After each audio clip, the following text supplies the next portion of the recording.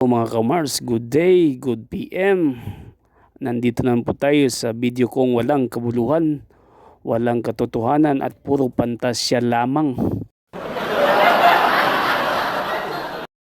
Ngayon mga kamars, nagsusulat ako. Ilagay natin to sa kaserola. Ito yung sinulat ko mga kamars, no? Gusto ko ng pera. So sa tingin ko mga kamars na legit naman yung kaserolang nabili ko. So tingnan natin mga kamars, no? Ganito talaga yung tao mga kamars, no? Hindi makontento kung anong meron sa kanila.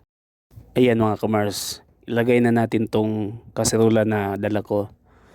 Tapos ilagay natin tong sinulat ko na gusto ko ng maraming pera.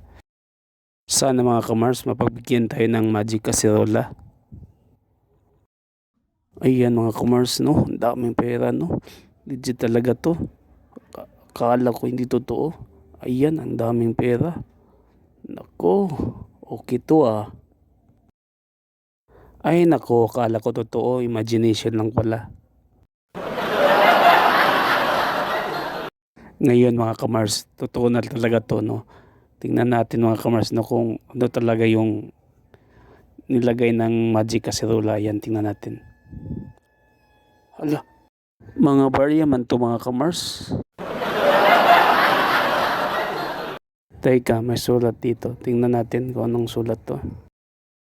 So ayan mga kamars, no? So legit talaga. Kaso lang, no, barya talaga yung natanggap ko. So di natin kailangan na maglikramo kasi kung anong binigay sa atin sa itaas, so yun ang dapat nating tanggapin. At matuto tayong tumanggap, makontento kung anong ibinigay sa atin. Ayan mga kamars, no? So babasahin natin yung liham ng magic kaserola. So tingnan natin kung ano ang yung sinulat niya. Ayan, sabi dito, huwag ka nang magalit. Yan lang yung last kong pera. Magtrabaho ka naman. Huwag ka puro asa sa akin.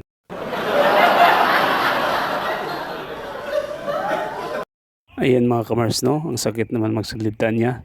So bibilangin lang natin.